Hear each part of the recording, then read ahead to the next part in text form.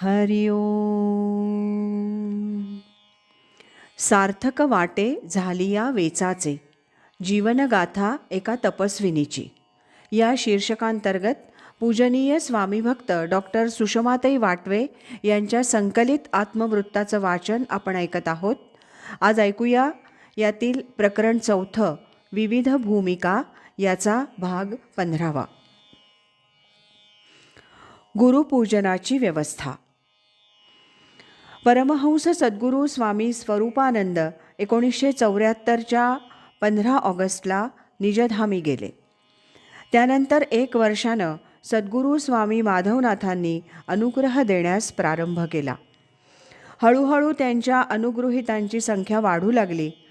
सद्गुरू स्वामी माधवनाथांचा गुरुपौर्णिमेचा उत्सव स्वतंत्रपणे साजरा होऊ लागला. स्वामी माधवनाथांना सद्गुरूस्थानी मानून त्यांच्याकडून मार्गदर्शन घेणारे स्वामी स्वरूपानंदांचे काही शिष्य या गुरुपौर्णिमा उत्सवात सहभागी होऊ लागले. या कार्यक्रमात सद्गुरू स्वामी स्वरूपानंदांचं गुरुपूजन माधवनाथांकडून प्रथम केलं जात असे. त्यानंतर सद्गुरू स्वामी माधवनाथांचं गुरुपूजन. हा सोहळा काही वर्ष भागेश्वर निवासात होत असे. गुरुपौर्णिमेची व्यवस्था पाहणं, गुरुदक्षिणा एकत्रित करून ती रक्कम स्वामी माधवनाथांच्या स्वाधीन करणं, हे काम माझ्याकडं आलं. तेव्हापासून ते अगदी शेवटच्या गुरुपौर्णिमेपर्यंत 1996पर्यंत ही जबाबदारी मोठ्या विश्वासानं स्वामीजींनी माझ्यावर सोपवली होती. प्रथम अनुगृहितांची संख्या मर्यादित होती तोपर्यंत हा सोहळा 1 दिवस असे. नंतर अनुगृहितांची संख्या बरीच वाढली म्हणून गुरुपौर्णिमेच्या आधी 15 दिवस दररोज काही साधक गुरुपूजनासाठी माया अपार्टमेंट या वास्तूत ठरलेल्या वेळेत येत आणि शांत मनानं पूजन करीत. त्यावेळेला अनेक साधक उन्मनावस्थेत जात. काही वेळ ध्यानाचा आनंद लुटत आणि अत्यंत आनंदात घरी जात. त्यावेळच्या 15 दिवसात गुरुपूजनाची व्यवस्था करण्यासाठी काही साधक साधिकांची मदत घ्यावी लागे. ती सर्व व्यवस्था मीच पाहावी अशी स्वामीजींची आज्ञा असे.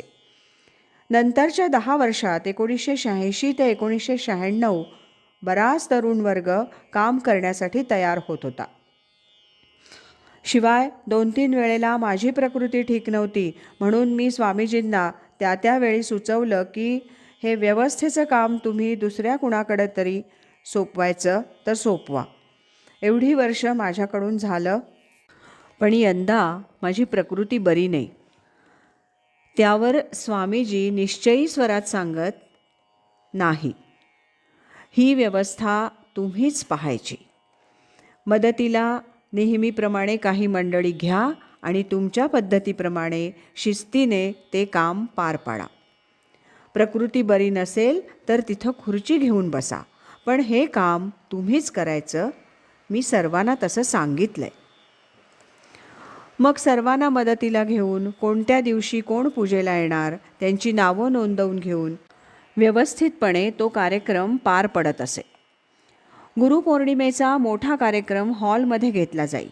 तिथंही व्यासपीठावर स्वामीजी आणि सौ सरलाताई यांच्या उपस्थितीत गुरुदक्षिणेचा डबा सांभाळून तो स्वामीजींकडे सुरक्षित जाईपर्यंत लक्ष ठेवण्याचं काम माझ्याकडे असे.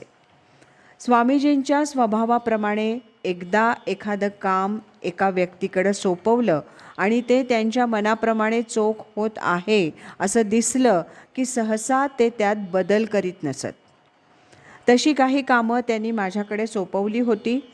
त्यात गुरुपौर्णिमेच्या संपूर्ण कार्यक्रमात गुरुदक्षिणा सांभाळण्याचं काम होतं. ती सेवा शेवटपर्यंत त्यांनी माझ्याकडून करून घेतली. एवढा विश्वास त्यांनी माझ्यावर ठेवला हे माझं परमभाग्य असं मी समजते. आज एवढंच. यानंतरचा 16वा भाग आपण उद्या ऐकूया.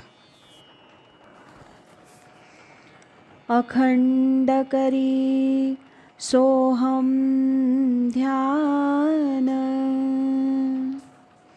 कृतार्थ जीवन होय त्याचे. हरि ओम तत्सत.